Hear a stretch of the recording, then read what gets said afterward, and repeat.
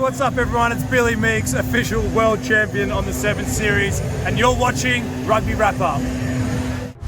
Next on MLR Weekly, Seattle Seawolves star scrum half and farmer JP Smith and Mike Friday, USA Men's Sevens coach on LA Sevens, the 7 Series, and the MLR. Rugby Wrap Up brought to you in part by Sheehy Auto Stores. It's easy at Sheehy. The Pig and Whistle, the world's best rugby pub. And Lean and Limber, stretching your way to a healthier lifestyle.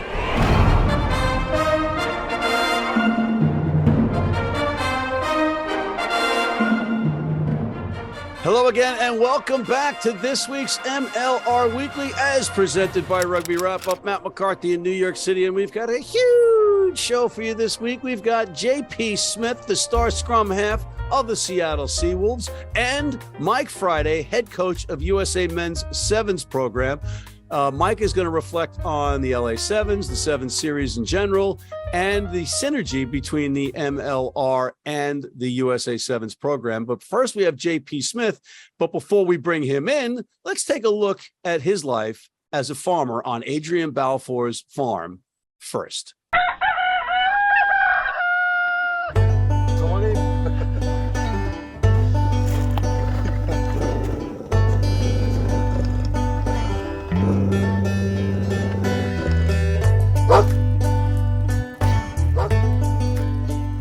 JP, what's that one's name?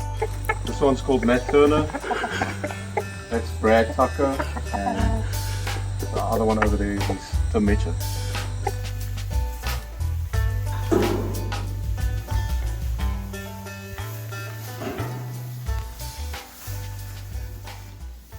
Is there a special technique, JP, to giving the farm animals their hay? Special technique? No, not really. Just going to make sure that what they eat is the right stuff to eat. And do you distribute the hay like you distribute the ball to keep everybody happy? Sometimes. Sometimes it just doesn't go the right way. Will Dan Creel be getting the ball as much after the nonsense he gave you yesterday? It depends how hard he works this year. If he comes down and works hard, then maybe I'll give him a little bit more. But I'll have to see first. Put him to work. He's the goal.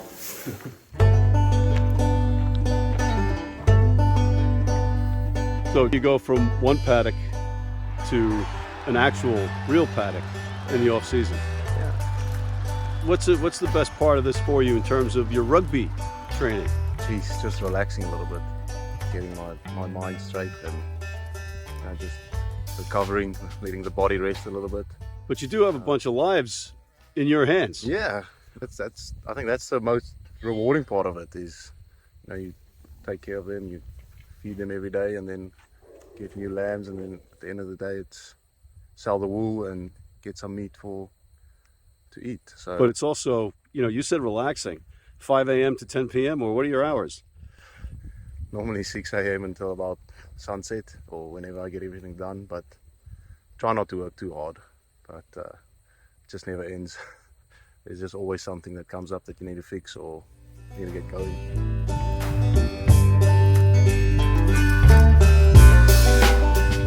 Yous are watching Rugby Wrap Up. I get that a lot. All right, Mr. JP Smith of the Seattle Seawolves. JP, we just had that little clip of you on the actual farm, so people got it to see it rather than us just talk about it. But I wanted to welcome you to the show officially. Yeah, thank you very much. You're lucky you didn't stay longer because I would have put you to work. Yeah, you would have put a pitchfork in my hands or something, but I escaped with my life because you almost killed me on the lake kneeboard. Yeah, that was a bit of a tough time on the lake. Oof. And but so much fun though. And you and Dan Creel, the superb athletes that you overserved me Friday night, taking it out on the old guy. And I paid the price for that on Saturday. But let's get to the questions for the folks at home now. We've established that you're a farmer in the off season, so I want to know, what's it like walking out in the early AM and having 100 females happy to see you? Oh well, I think some days is better than others, because some days I walk out there and everything's hunky dory and everything's going smooth, and then other times I'm like, oh my goodness, what is going on here? And there's just chaos everywhere, and you have to walk out there. And I'm like, I don't really want to do this today, but you kind of have to because they don't stop living. And we're talking about the Hughes, because those are the females, right? And Yeah. As a guy from Jersey City, I'm used to saying, "Hey, Hughes, what are Hughes doing?" Yeah. Yeah, so the U's are the females, and we pretty much got about 100 head at the moment, so it's not too big, but it's just enough to keep me busy. It keeps you busy enough, I'll say that. Yeah. I Definitely was out there, and it was really cool to see that side of it. You're also out there with your teammate Dan Creel, who is a center for your team. He says he's the better farmer. I'll tell you what, I haven't seen him work yet. We haven't gone to the trenches and actually done some proper work yet. So we've only been here for a month. Well, how are you working at a farm for a month and not having done anything? Well, there's been some how can I say, convenient jobs that were done, but I think once the cold weather hits, because that's something that, like, even when I arrived here, I was not prepared for it at all. So, and I don't think he's going to be prepared for it either. So has his wife experienced that yet? No, they haven't yet. So, I mean, they've done the Seattle kind of January, February, but not the same. I don't think Pennsylvania winter is gonna be easy on them. So it's a hard life, the farmer's life, but rugby is made up of hard people because they all play rugby. Which one of your teammates wouldn't be able to cut it as a farmer? He's not tough enough to make it as a farmer. Ooh, that's a tough one, but I'm gonna have to go with either Duncan Matthews. I don't think he's cut out for doing any type of hard work. Great man, very, very nice person, but I don't think he's cut out to do any farm work. I think he gets a little bit busy. Like he's at one moment he's busy with something, and the next moment he's busy with another thing. Interesting. And a guy that had a great season for you guys, though. Yeah, very good season. Tough. It was tough to lose him for the playoffs, Yeah. But I'd have to go between Duncan and Brad Tucker. Brad Tucker is an awesome guy to have, which I did. He was here last year and the year before. He had come out for a little bit of a spell over here, and it was great working with him. Awesome banter. Like, every day was just a joke. But one thing about him is he thinks every tractor and every piece of equipment is a race car. So, I mean, those things. I'm just glad none of like those. Like what, Jeremy Clarkson from Top Gear, right? Exactly like that. Yeah, that's Brad Tucker. Yeah.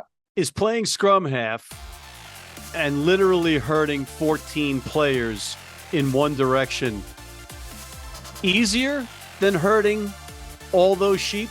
Oh, I think I'm going to go with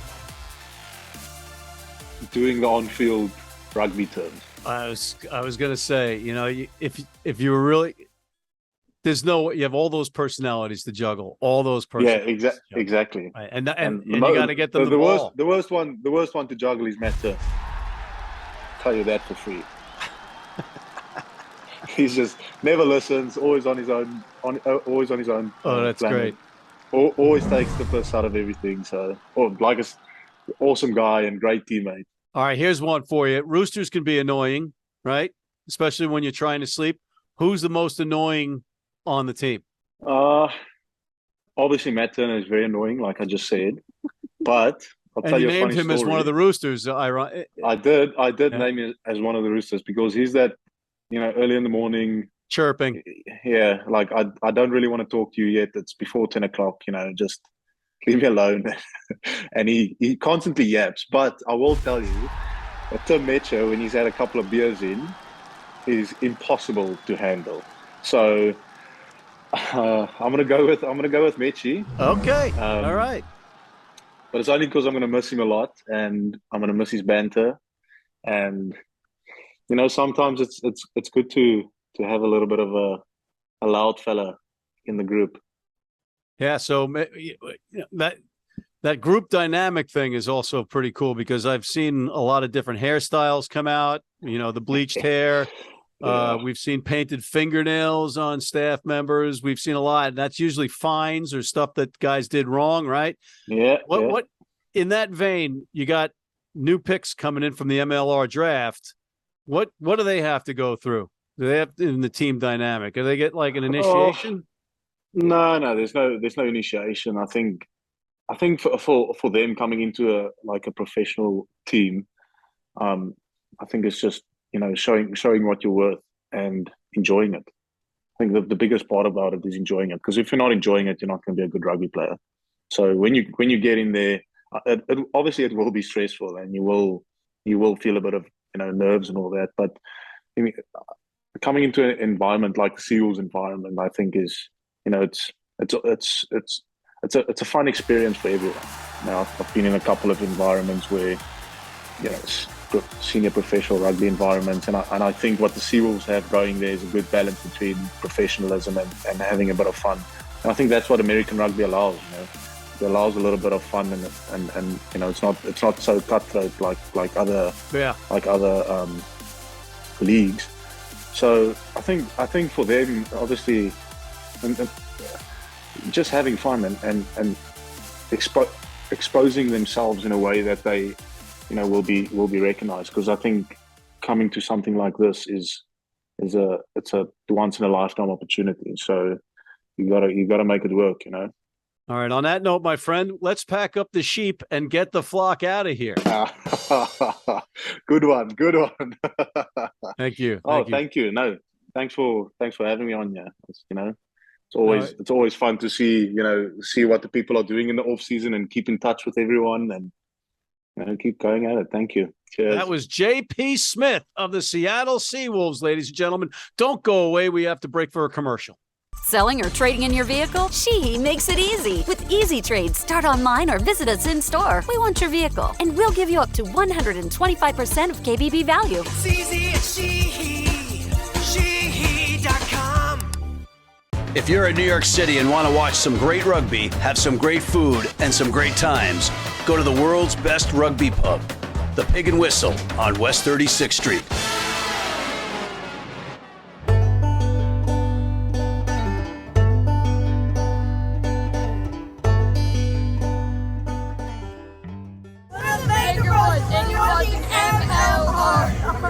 Weekly. Cut.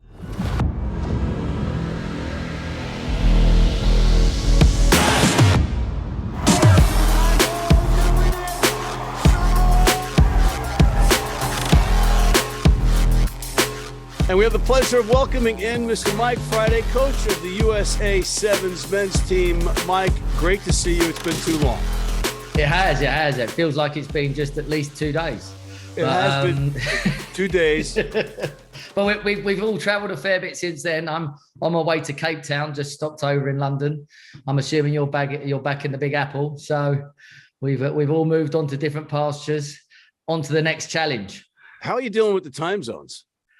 Yeah, it's been brutal. I mean, it's because I've literally just stopped for 1 day, and then I'll go again this evening, and the boys will land to Thursday evening, and I'll arrive Friday morning. So yeah, we'll all be a little bit over the shop, but we'll all have our feet by Sunday of next week. Hopefully not next week, right. But this week, yeah. All right, so big series this year. We got it in. It was, we had Omnicom and COVID interfere, but we did get it in. Yeah, we got it done in the end. I mean, it's not been ideal for anybody. And everybody's had to be adaptable, flexible, had to adjust on the fly. But, that's kind of the nature of the game of sevens as well. But, I think considering the world logistics of trying to get 16 teams to travel around the world on the men's series, they've done a decent job to get kind of 9 legs away. And, relatively pain-free. I mean, obviously there's been some bubbles and there's been some times where it has been tough for everybody before we get out on the pitch. But, I think we've all adjusted. All the teams have enjoyed being back with one another, and the traveling circus kind of in full flow. So what do you take out of the campaign for the Eagles as the coach? Yeah, I mean, for us, it's kind of, people need to get a bit of perspective here in the fact that we lost 80% of the of a very experienced squad post Tokyo, and with what happened in COVID, we weren't able to really develop the next group because they weren't allowed into camp with us. So the continuity piece has been difficult, but I think what we've seen over the whole season kind of typifies where we are. We're a young, evolving squad with still some senior players, but different burdens on those players as well. And with youth comes a bit of naivety and experience, some lack of patience at critical times, and we've been on a hell of a roller coaster. We've put in some absolutely fantastic performances across the season. We put some equally not so good performances in as well, and a fair bit in between. But I think we ended up finishing 6th, and I think that's fair on the season for us. But I think there's lots of potential and lots of upside for this young evolving squad. We just need to be patient, give them time, stop comparing them to the guys that have gone before them, give them their heads, give them the time to breathe and develop. And let's see where they end up towards the end of next season. You see this mug I'm drinking out of? I do see that mug. You do have people to answer to. This is the Golden Eagles mug, Mike. Yeah, well, the Golden Eagles have been flawless and faultless, and there haven't been any sort of questions in terms of their commitment to keep us operational, because that's the reality, is that to keep the Sevens operational day to day, we wouldn't be able to do it without the Golden Eagles and the generosity of all of those donors. We quite frankly are a tier 1 economy with tier 1 prices, and the cost of everything and the revenues that we have coming in, the commercial revenues are nil. So we are heavily reliant on what we get from World Rugby. And we are even more heavily reliant on the USOPC and the Golden Eagles to ensure that we can continue to move forward as a program and compete on the world circuit. And yeah, I mean, they've been great. They were there in LA and they've been, when they can, at various legs, but they kind of ride the roller coaster with us. And I think the important thing for them is that they see progress, and they don't necessarily judge progress on results. They judge progress on the effort, the behaviours, the endeavour, and the dynamics and the synergies that we're seeing within the playing squad. And there are lots of positive signs in there, but unfortunately it's an unforgiving game. If you're slightly off, you miss one kickoff, you drop one ball, you create momentum shifts, and that can be the difference between winning and losing. And we've been on the end of a fair few of them this season. I had the pleasure of doing the in-stadium PA announcements, and the curse and the glory at the same time are that you don't miss a minute of any match. Yeah.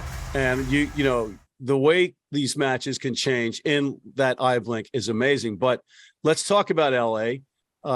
I've got the LA Giltinis hat on, thanks to Kevin Battle. That's going to be, this could be a, keepsake, but you knocked off South Africa right out of the gate. Yeah, phenomenal performance. Tough pool you're in. You beat them, and I'm wondering two things. I'm wondering what's going on with South Africa, and are our young guys better than we thought or more ready than we thought? I think ultimately, we played a really, really good game, and we maintained physicality, we controlled possession, and we squeezed the life out of South Africa. And that's how good we can be. And we did it for 14 minutes, which is what you need to do if you want to beat South Africa. So, what we showed there is the capability and the potential, and that we are more than capable of competing with anybody in the world. I mean, South Africa weren't really off their game. They just weren't allowed into the game. And we didn't have any of those momentum lapses, which South Africa normally have a feeding frenzy of. So we just played exceptionally well in game 1 and showed what we can be all about. All right, Mike, we're going to take a quick break, and we're going to come back and talk about the Sevens relationship with the MLR, and then a controversy that regards yours truly. We'll be right back. I've been blind since I was 4, and I've never seen a beer commercial or a beer label. None of that stuff influences me. I drink beer because of the taste, and my beer is Pabst Blue Ribbon. It has the taste and the flavor. What do you think's on the label? I think there's a naked woman riding on a unicorn, jumping over fire.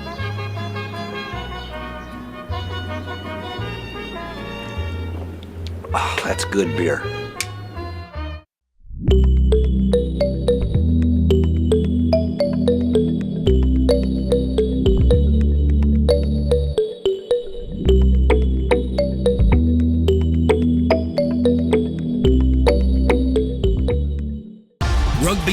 Delivering premier brands to players and coaches, our quality and heritage make for a winning presentation. Your orders are guaranteed same-day shipping. Drop by our online store and follow us for exclusive content. RugbyNow.com. And we are back with Mr. Mike Friday, who plays on Saturdays and sometimes Sundays and even Friday nights as a head coach of Team USA Sevens teams. Mike, you got a sprinkling of MLR players that came through your program, and I'm just wondering what the synergy is there, what the relationship is there.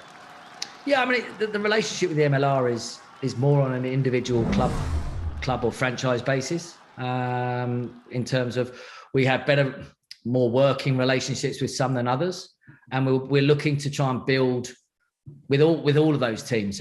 But the reality is, between the MLR season and the World Series, is there's a conflict of seasons, so it makes it very difficult to work to complement one another. So what you've seen is a number of the players that left the program have gone on to try new things and gone to the MLR and been very successful. Some have come from the MLR into the program. And then there are others that have had to make choices. And, you know, we try and have an open relationship with the MLR and the GMs and the head coaches. And we ultimately in the program want our players to play rugby. And there's only 13 spots on the roster to travel to a tournament. And if that leaves some boys at home and we can create opportunities for them to play elsewhere, then we're more than happy to work with the MLR teams to do that. And we've done that this season, you know, with both LA, we've done that with New Orleans, and, you know, we've done that with San Diego. And in the past, we've done that with Atlanta. So we have track record of working with the clubs when it's possible. In terms of competing with the clubs for players, then sadly that is an inevitable, because the reality is a player will need to choose whether he wants to focus on sevens or 15s. They have to focus on one. You can't be both. For it to work from a rugby perspective, we need to have a primacy, somebody that has the primacy, whether that's the MLR club or the sevens, in order to give the player direction so he doesn't feel like he's caught in the middle, which is the most important thing. We need the player to be at ease and be comfortable that he's enjoying the game and developing to his potential. Now, if Houston's playing against Seattle and you got Martin Yosefo playing for Seattle and you got Danny Barrett playing for Houston, who are you rooting for?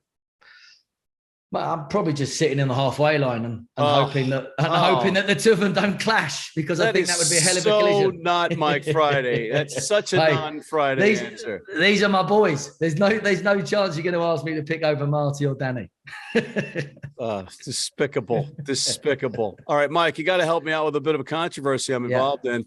I was wearing an Atlantis Sevens t-shirt, the great Emil Cygnus organization, and Dallin Stanford started quizzing me on it. Can you address this for me? Well, I can. I mean, I think the reality is that Emil and I had a big chat, and we just felt that really you shouldn't be playing for Atlantis because you're too busy focusing on trying to push for the Eagles and become a member of the Dogs. So I think, you know, Dallin probably needs to, you know, not be too worried about what number you actually were or are. Thank you. And he's probably safe with his history with Emil. Dallin, you got to worry about your own number, pal. Worry about your own number. And the only way you're going to know that I was effing with you is if you watch this program. Final thoughts, Mike? Yeah, I mean, final thoughts going into the World Cup is, again, we've lost a few more experienced boys. Joe Schroeder, Falau Nuer have both got injured in LA. So again, we're a very young, evolving team. It's March Madness in September. So anything can happen. We're probably likely to meet Samoa, who play Uganda in the preliminary round. So again, the top 4 team in LA who's flying high. So we're going to have to be on the money, and we need to see plenty more of those South African performances that you saw in LA from the get-go, and then hopefully we can go deep in this tournament. But sadly, it is on a bounce of a ball. It could be a decision that's not within our control, because sadly they can play a part. But the boys are excited; they're looking forward to it, and they're eager to represent. And I've asked you this before, and I'll ask you again: are you going to be sporting the tank top? The tank top will probably not be showing, but you can be sure the hat game will be strong.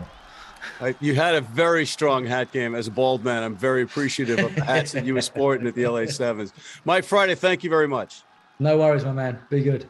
On that note, I want to thank Mr. Mike Friday. I also want to thank Mr. JP Smith of the Seawolves, and I want to thank you for tuning in. Please hit that subscribe button on YouTube. Please sign up for our weekly newsletter.